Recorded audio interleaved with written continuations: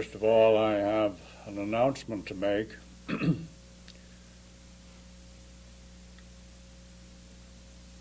Which concerns others besides yourselves. But I thought I would make it here anyway.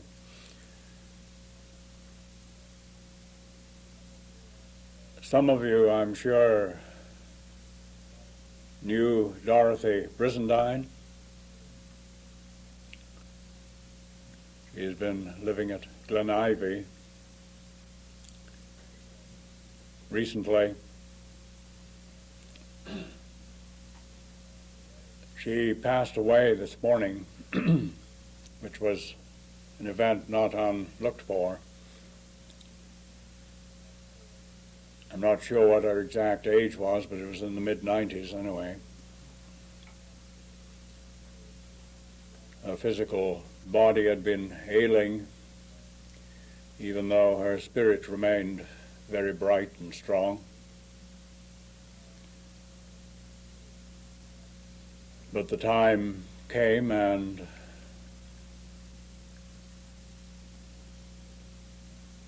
she left her physical form.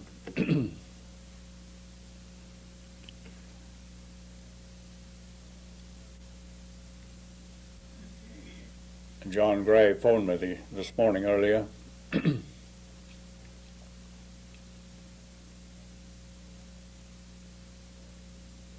Dottie, as we knew her, was at home in her room at Glen Ivy. When she passed away, she had been in hospital for a little. So it worked out very easily and naturally. As you may surmise, she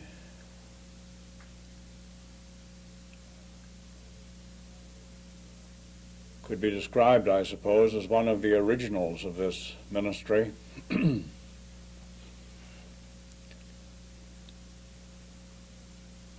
of course,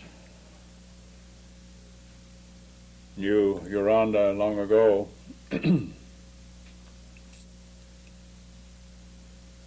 And provided him with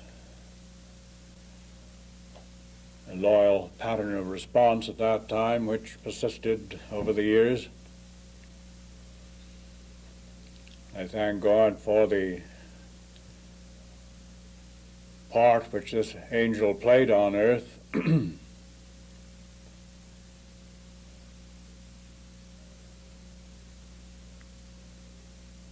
All who knew her personally and out of form loved Dottie. In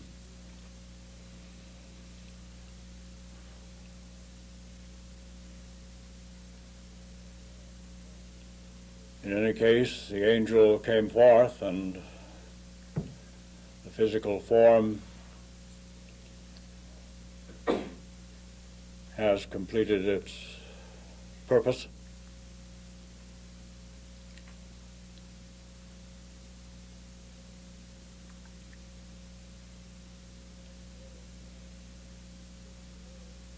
We live in a world where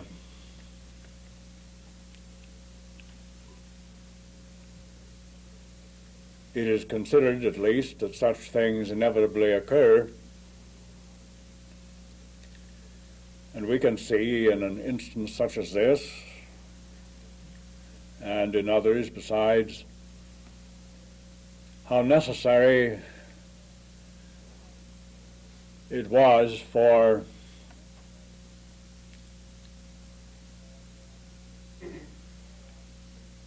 the form to be relinquished. When the form is of no further value,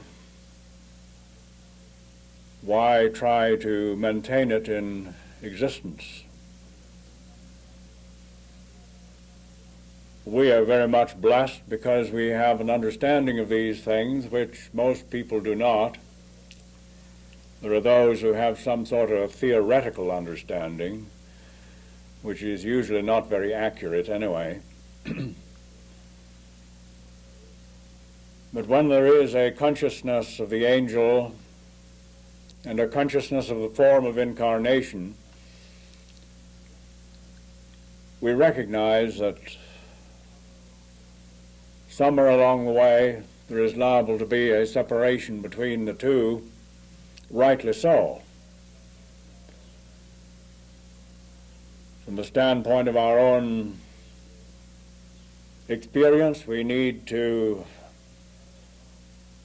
know how to handle such things. You need to know how to handle them personally, relative to our own physical forms. But we also know how to handle such outworkings as these relate to those with whom we may be associated or with whom we carry some sort of responsibility. Obviously, the time comes when it is totally fitting and right that the physical form should be relinquished. I suppose this is most obviously so because of age, but there are also other situations where the necessity arises.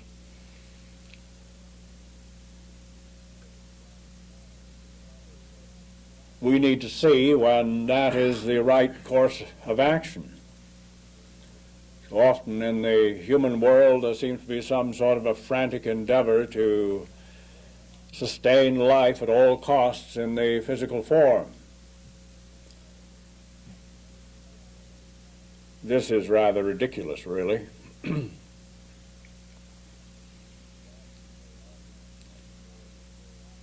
It arises very often because of the medical attitude toward such things. And there are legal factors and all this.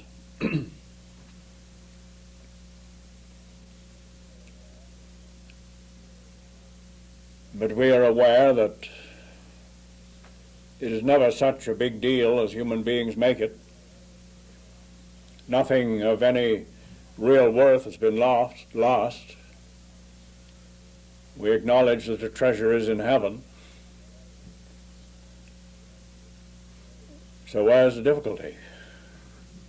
Of course, there may be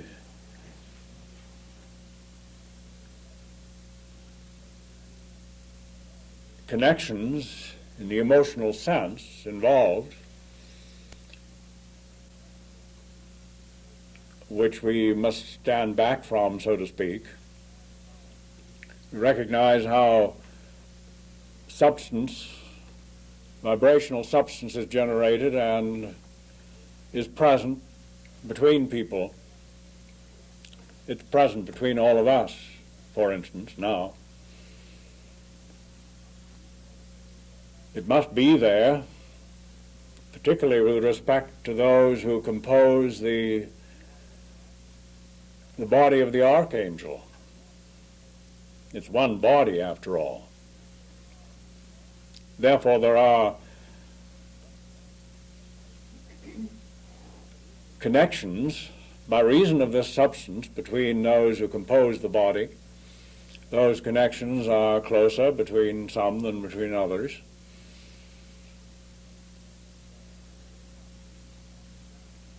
We need to understand the fact of these things so that when there are tuggings at the heart, so to speak, we know what it is.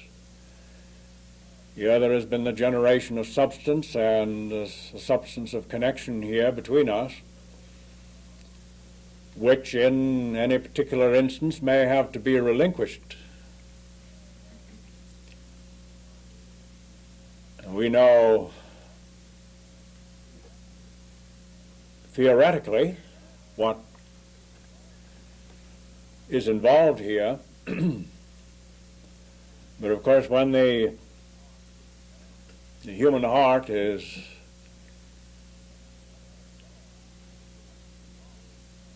directly involved, and what is sensed is very, very keen, then certain difficulties appear to arise. Well, obviously, in such instances, we need to maintain our centering where it belongs. We know the truth of the matter, and we're all here, presumably, on temporary assignment in any case.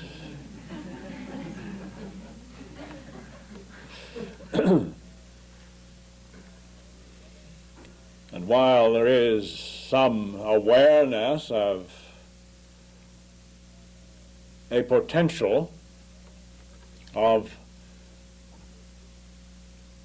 a very different outworking of things in the true state, we say, in the restored state. At the moment, it isn't the restored state.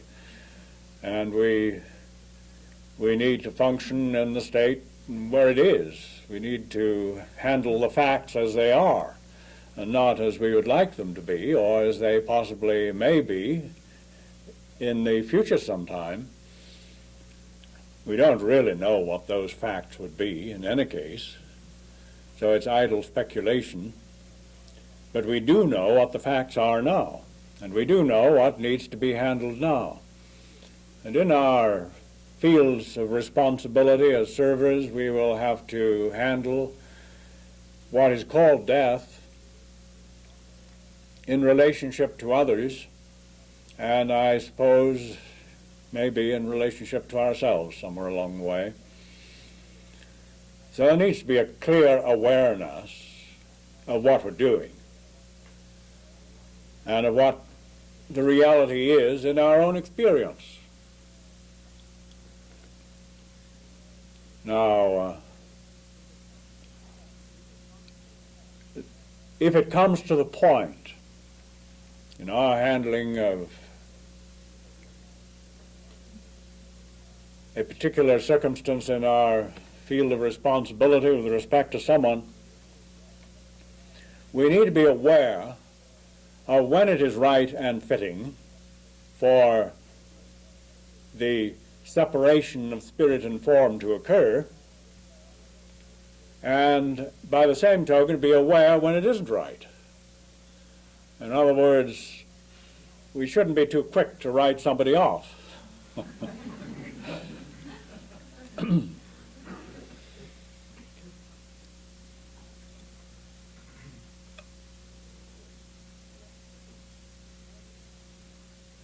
But when there is this necessity arising, the person with respect to whom it is arising usually themselves becomes aware of it. Rightly so. And while that awareness may be somewhat below the level of the surface consciousness, there is often evidence appearing of the fact of it.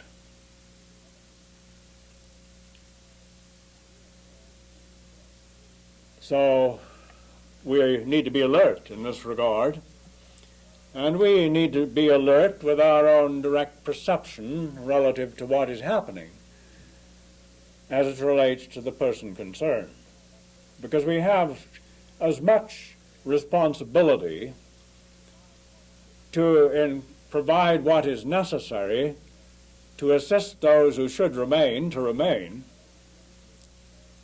as we do to assist those who shouldn't remain to depart. There is service, and we need to handle it with understanding and with a spirit of enfoldment and love. The same spirit is required in either case, and the same need to extend a sense of confidence in either case. So let us take advantage of our own experience as we move along the way to gain an increasingly stable and vivid awareness of angelic expression, our own, but that of others also. We have the direct experience of our own. Something that was said this morning by Conrad, I think it was, and when the artist was speaking, emphasized the fact that one must be aware of one's own beauty and expression if one is to be aware of beauty anywhere else.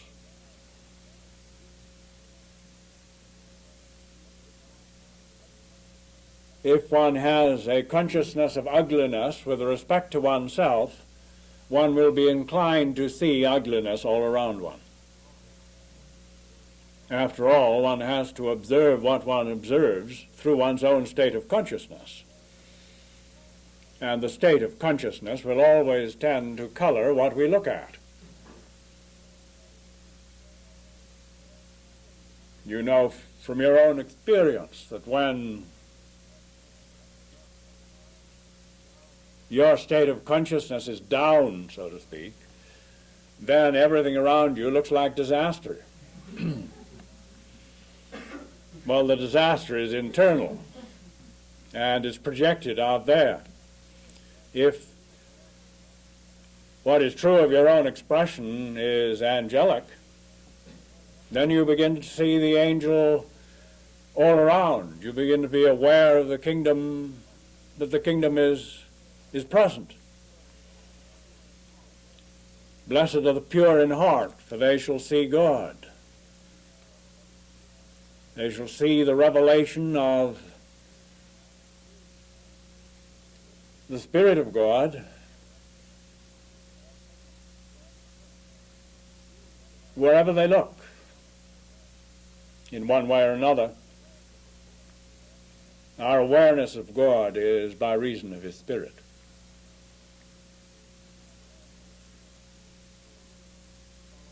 So we need to develop an increasing assurance, angelic assurance, in our momentary living, because there is a consistency and a stability there.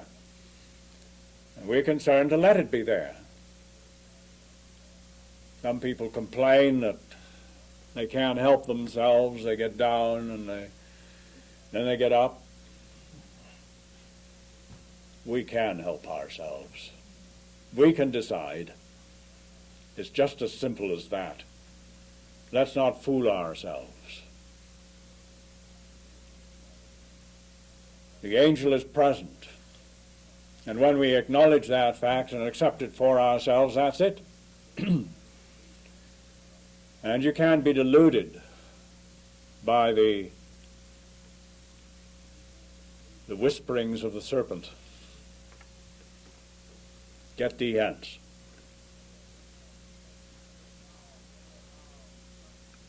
We never allow the serpent, I was going to say, to get a foothold, but I guess it isn't a foothold, is it? It's a body hole. You can see how very quick in this regard and forthright the master was in his dealings with the devil in the wilderness. No hesitation at all, no temporizing. The very moment you begin to temporize, you're lost. Don't ever let it get that far. Deal with the situation now, and it's finished. If you let it insinuate itself into your experience by temporizing, then you have some trouble on your hands. You not only have trouble on your hands, but you start to impose it on other people too. So in an awareness of our integrity and of our sense of responsibility for others and for our particular creative field, we always have a a very speedy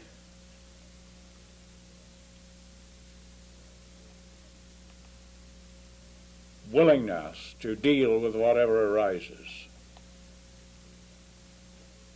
and basically get the ends.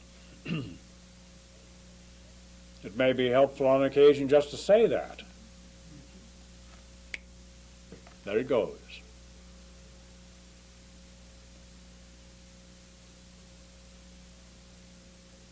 Now this consideration is sprung out of this matter of handling the departure of angels. I don't know why we call it departure quite either. They didn't go any place. It was just, what do they say, shucking off the mortal coils.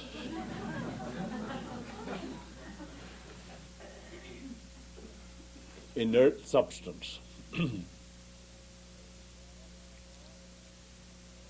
this regard, as you well know, funerals and memorial services and such can be used to advantage. For the living. I don't think we can do much about the dead. That's finished. And the angel is no less alive than before, so there's nothing particularly to be done there. They're a lot freer than they were before.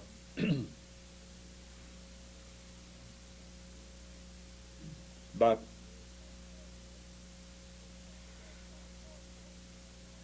there is some sort of an openness in people very often in situations of this nature, which allows one to extend an influence and an understanding enfoldment to lift them up.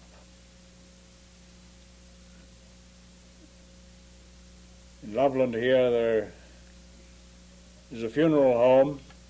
The old gentleman who used to be in charge there, he owned it, I guess, has since himself passed on.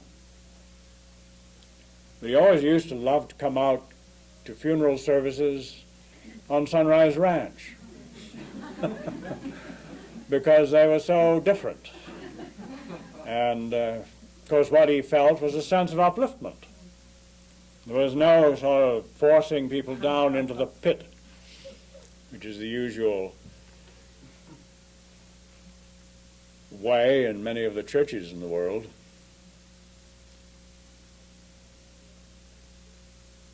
They take advantage of the situation to try to make people suffer. And people are inclined to go along with that because they feel guilty anyway. So they think they should be expiating their sins.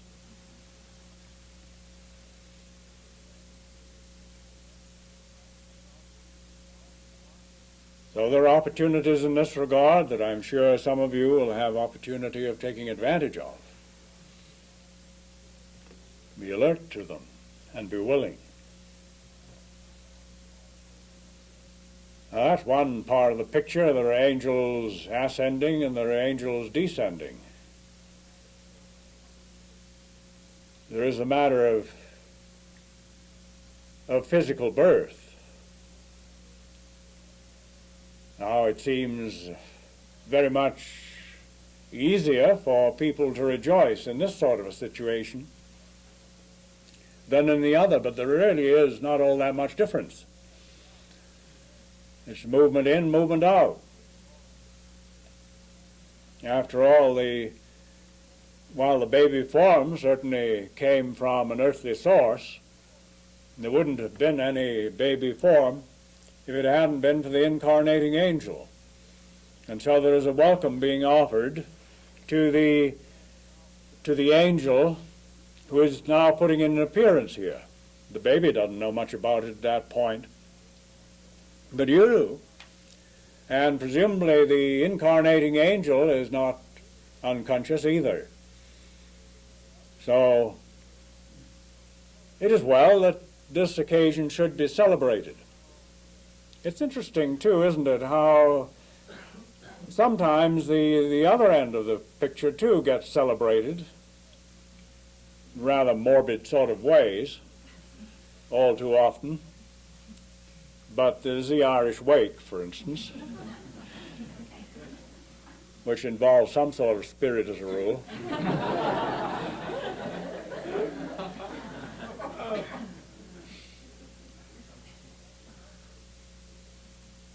But we welcome the incarnating angels to be with us.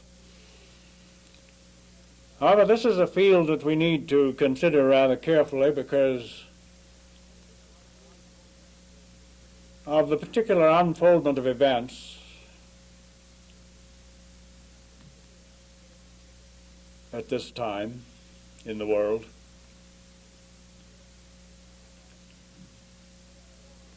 As I've mentioned before, I receive letters from people who wonder about having a child.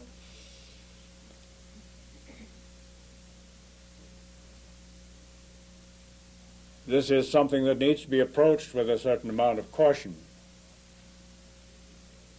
And while we're on the subject, nowadays it seems that when an unwanted conception takes place, abortion is rather easily called to the rescue. And I'm not sure that that is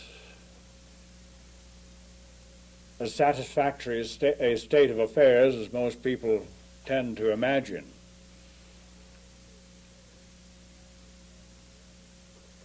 One can't abort such cycles with impunity. In other words, there are many things involved here, and it's not a casual undertaking, rightly. Something has been set in motion and something is aborted, and there are repercussions because of that. Not just personal repercussions insofar as the mother was concerned, but repercussions which spread out all around.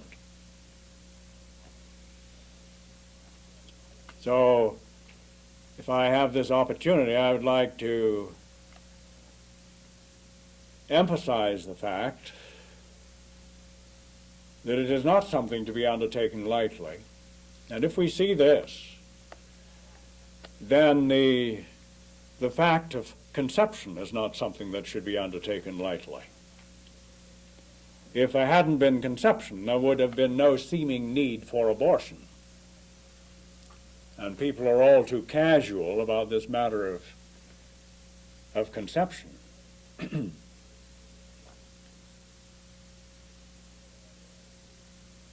We are dealing here with the very core of being, aren't we? Life itself. And we can't really be casual about it. The greatest of care needs to be taken. Now, I'm not saying that there are not those occasions when the wise course could be abortion. But one has to weigh that with the other possibility. In either case, where it is considered that an abortion would be a possibility, a right possibility, obviously there must be some problems involved with bringing the child into the world. So there's something to weigh here. There are going to be problems and repercussions either way. Let us not imagine that merely by having an abortion you just simply wipe out all the repercussions. You don't, really.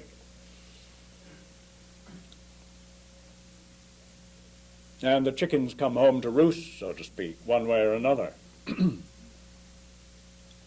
later.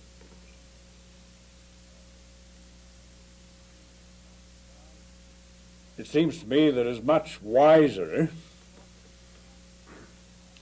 to be cautious in the matter of conception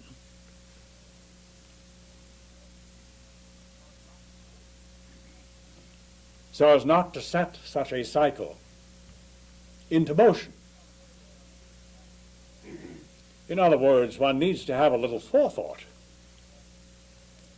And certainly where these sort of things happen, it's usually a matter of emotional involvement. The control of the spirit is not present.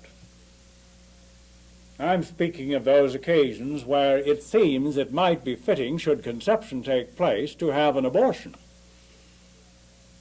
There are, of course, those occasions when it is a deliberate choice to initiate the cycle of providing a physical form for the incarnation of an angel. One can put it that way. Even that, however, is not properly merely a human choice, is it? It should be an angelic choice, because the angel knows what would be right and fitting. The angel has more of a preview, shall we say, of what is likely to work out in such a situation.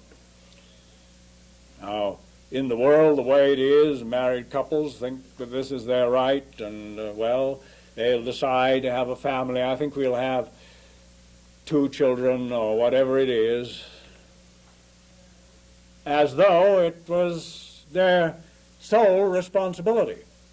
Well, even in the outer sense, it isn't their sole responsibility, because a lot of other people are going to be involved along the way. One can have a little isolated pocket of parenthood and have this child and keep the child totally isolated from the rest of humanity. Obviously, there are going to be repercussions. There are all kinds of friends and relations and all the rest who, whether they like it or not, some of them like it, of course, but whether they like it or not, they're going to be involved.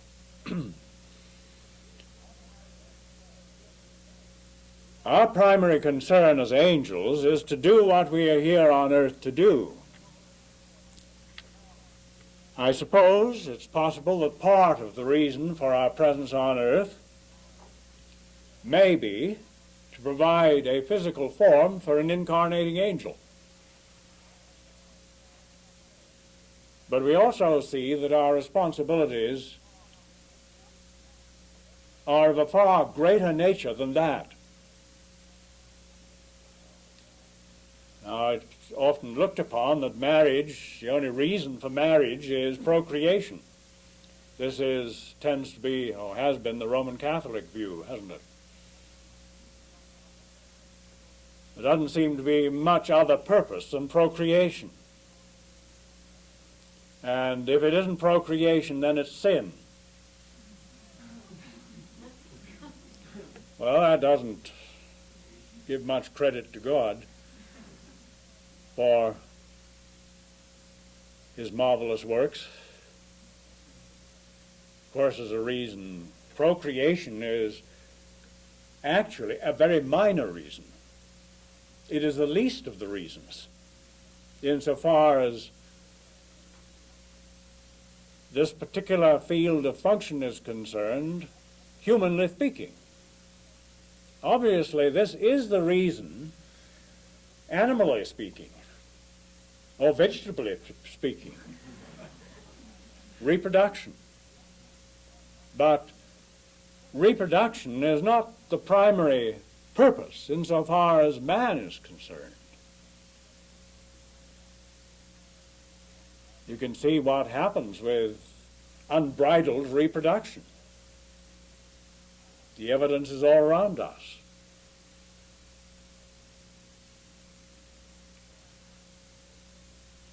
In your consideration of the Bible in the past, you may recall that the patriarchs didn't begin their begetting until they were 90 years old or something of this sort.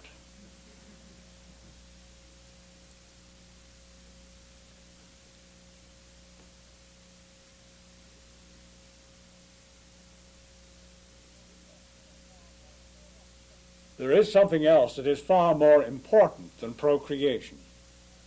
Procreation is just one small item. If it remained the proportionate size, we wouldn't have this population explosion on Earth. But because human beings are virtually ignorant entirely of anything else except their own pleasure, we have troubles. The world is in trouble by too much population, something that was never intended the way it has appeared. From the standpoint of the true design, it's something that has been arbitrarily imposed by the riotous living of human beings. And they find, consequently, all kinds of problems proliferating. They try to take care of those problems instead of seeing where all those problems came from. And of course, this gets back to basics. They all came from the fall of man. They all came from man's failure to be man.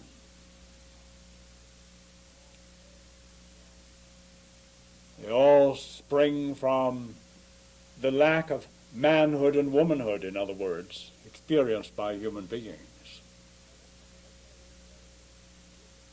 So if there is a consideration of bringing a child into the world, and usually the best way to do this is in the married condition, seeing that society is the way it is,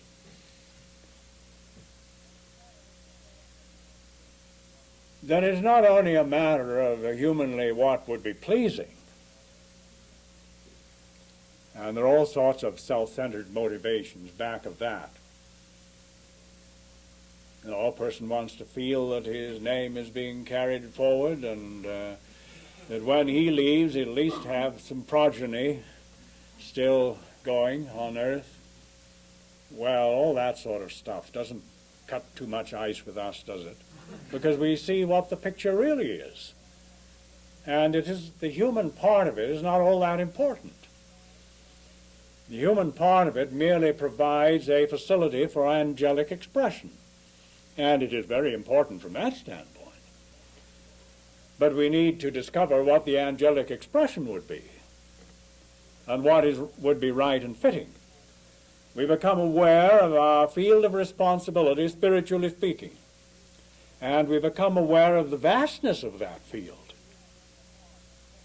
of what it is that hangs upon our right expression. And we can't properly be sidetracked in this direction or that direction because it was acceptable, humanly speaking. We look at these things with great care. And if for some reason it seems that it might be fitting to provide the physical form for an incarnating angel, we look beyond that again, and we see now this angel being born into our field of responsibility. How are we going to handle our field of responsibility and this angel?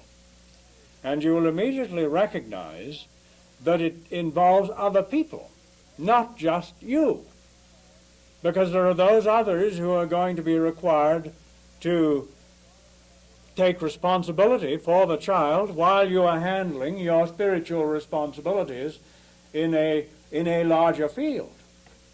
And if we see the weight of this responsibility that we do carry, we carry it quite easily. The weight doesn't mean too much to us because our treasure is in heaven. But we see there is something tremendous here to be done, and we can't restrict that by reason of bringing a child into the world, unless there is well, it wouldn't be restricting it then, unless there is some means by which this child can be handled. And immediately, as I say, that begins to spread out. So even from the external standpoint, it's not just a matter of the parents. And it certainly is not just a matter of the parents from the angelic standpoint. There must be some awareness of the responsibility that one is going to ask other people to carry. And it might be wise to have some idea of the other people who would be asked to carry it. So as I say, there are many things to consider in this regard. Then we have the matter of the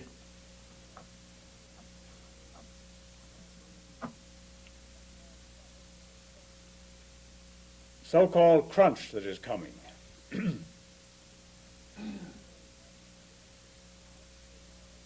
Which may be difficult enough to handle in the external sense without the responsibility of young children. Now, of course, I have never attempted to indicate that this was necessarily a primary factor, because the time element is involved here. And no man knoweth, not even the angels in heaven, but the Father only, as to what these time elements actually are. But we have powers of observation and a certain spiritual discernment. We also recognize that the responsibility which we carry spiritually is one of the factors, one of the causative factors in relationship to what it is that is coming. So we're not disassociated from the responsibility of hastening the day of that coming. And in fact, the more effective we are in carrying that responsibility, the quicker the day comes. By the same token, the more effective we are in this regard, the less of a crunch it may be. So there are a variety of factors in here, and one has to decide for oneself just how effective one is going to allow oneself to be as an angel, because that will have a bearing in the matter.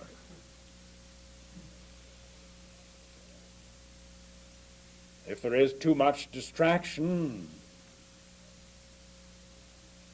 of any kind, that could reduce your effectiveness as an angel in expression if the situation becomes particularly intense.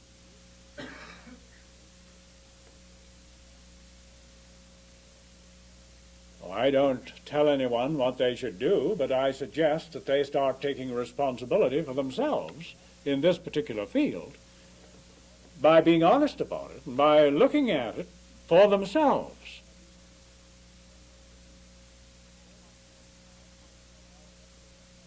For quite some time there was a more or less slow movement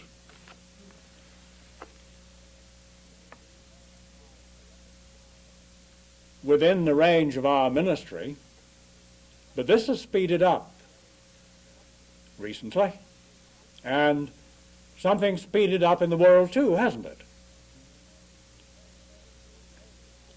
One may be amazed a little bit by a recapitulation of news that occurred, we'll say, back in the 60s, which isn't so very long ago, and yet it's a different world altogether.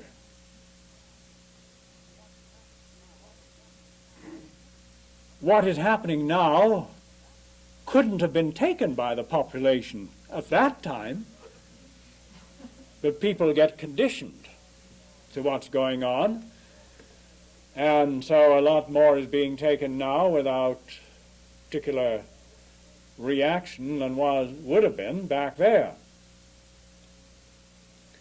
Of course, not that there is no reaction either today. There is a speeding up process. We are well aware of this, even if there had been no prophecy in this regard. Let us not be too dependent on prophecy. Prophecy is a big thing, big business, incidentally, in some areas. We're not so concerned with trying to figure out what somebody who wrote something centuries ago meant by what he wrote, or what was written, or what he said, or whatever, as of discerning the signs of the times. That is what the Master himself suggested, wasn't it? He said very little. There's just one chapter in Matthew about what might be anticipated. Very brief. Because it's not a matter of looking ahead so much as of handling rightly what is now. And if there are terrors ahead, then fear tends to take over and we don't handle what we should be handling now. So it's not too unwise if we don't see too far ahead. Then we can concentrate on what we should be doing in this present moment. However, we do discern the signs of the times. There is one verse here in the 23rd chapter of Matthew, 24th chapter of Matthew, which I was going to read to you again. When ye therefore shall see the abomination of desolation spoken of by Daniel the prophet, stand in the holy place, whoso readeth, let him understand. Then let those who read and understand do what needs to be done. Now, of course, there are two ways of reading this passage. Stand in the holy place may be an instruction, too, and should be accepted as an instruction. But there also is an indication here of something. The abomination of desolation. People have wondered about the abomination of desolation. I understand that it might be translated differently.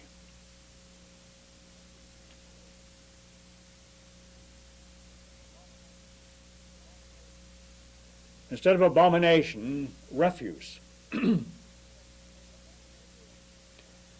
An accumulation of refuse. Now, we see an accumulation of refuse on earth in these days in a multitude of different ways. They call it pollution. Now, the earth is the place which should be holy. It is the place for spiritual expression. When we see an accumulation of refuse in the earth,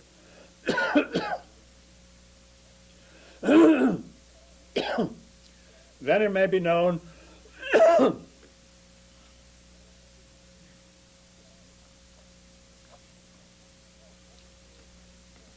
that something is coming to point. Of course, the pollution, physically speaking, in the earth is simply an evidence of the pollution that is present in the consciousness of human beings. Obviously so, because the pollution is being generated by human beings. Some of it may be generated indirectly. We drive our automobiles around, and they pollute the air. But there is an immense amount of refuse generated by human beings, partly because of the industrial age and partly because of the numbers of human beings on earth.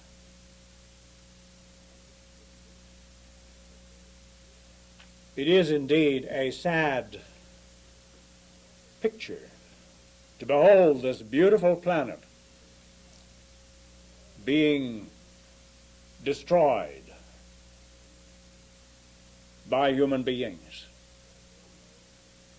Of course, there are those who recognize that this is happening and they try desperately to stem the tide. But without much effect. It is only something that can be undertaken when everything's going well. But when the crunch begins to come, and for instance, this atomic pollution begins to assert itself in the consciousness of human beings too, then everybody said, do away with the atomic power plants. Well, you do away with them, you don't have the power you had before, and that is going to affect everybody. Certainly affect the way of life. Or is it the way of death?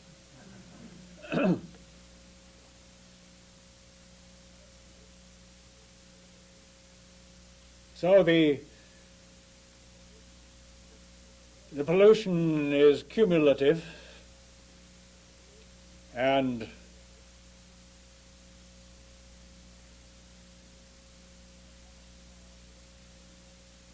the pollution from atomic plants is one aspect of it, perhaps the possibility of wider pollution from the standpoint of radiation and so on.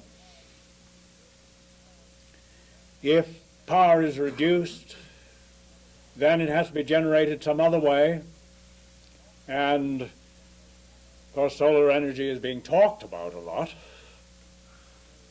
but not much else so far. However, there is coal sitting around that can be used. However, this pollutes the atmosphere. Oh, to hell with the atmosphere, we need the power.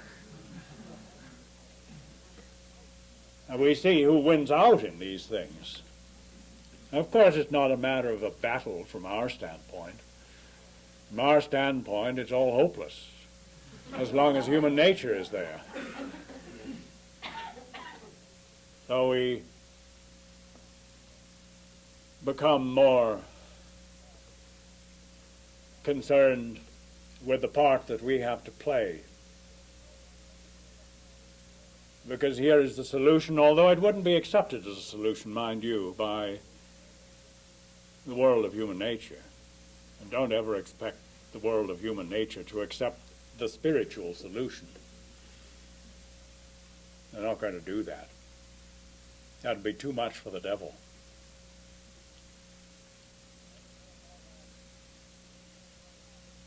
So we go about our business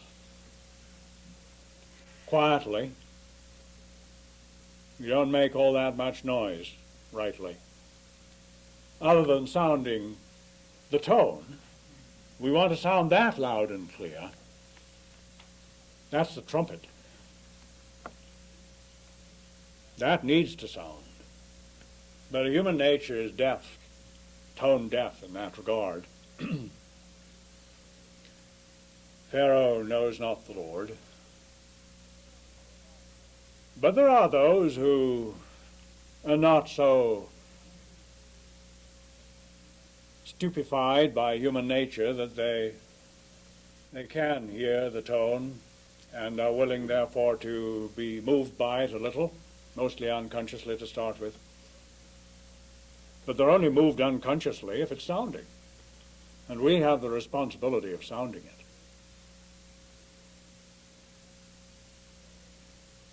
And so we are here to let this occur. We have this responsibility of which we are well aware. And we see everything in the light of this. Whether it be with respect to the requirements of the separation of spirit from form, whether it be with respect to the requirements of the incarnation of spirit in form, or whatever. We always look at whatever we look at from this perspective, because there is nothing more important to be done on earth than this. And if we don't do it, who's going to do it? Who else even knows what needs to be done? So, I re-emphasize the point of the perspective which we need to have in looking at avenues of action that may be of value. We see them in light of our concern to serve the Lord in the restoration. And if we see, externally speaking, some evidences of the suffocating pollution that is present, the refuse that is piling up, we know that relates to effects which are not, at the same time, unrelated to spiritual causes, the spiritual cause for which we are responsible. If we see some effects that are not too pleasing, let's not become subject to those effects, but remain true to the cause, so that whatever needs to happen may happen. And from the angelic standpoint, let it happen quickly. Don't let's fiddle around. Don't let's waste time. Let the cause be clear. Let the tone be clear. Let the word be clear. That the creative cause may be present. And all things be brought to the victorious conclusion, which is the natural effect of the working of that true cause. I thank God for all those who share the responsibility in this regard joyously and immediately. And I trust that includes all of you who are here gathered. Martin, it certainly is our concern that the job be done. And it underlines so much in my consciousness now the matter of personal responsibility and how careful we need to be in the choices that we make, that we don't encumber ourselves with much serving, as we noted in our time with Grace this morning. Maybe we've made some choices that have tended to encumber us. We don't need to be making any more of those, whether it's with respect to children or relationships or whatever it is. To be so careful about what we do as the time might be short, and what needs to come to pass quickly. Yes, there has been a cumbering with what are sometimes referred to as obligations, all kinds of obligations, not just monetary ones, although those have been certainly encumbering a lot of those who might otherwise have been available for the greater purposes of the Lord. So let us have a clear view constantly of why we're here as angels, so that we never become bogged down in the pettiness of continuing human nature.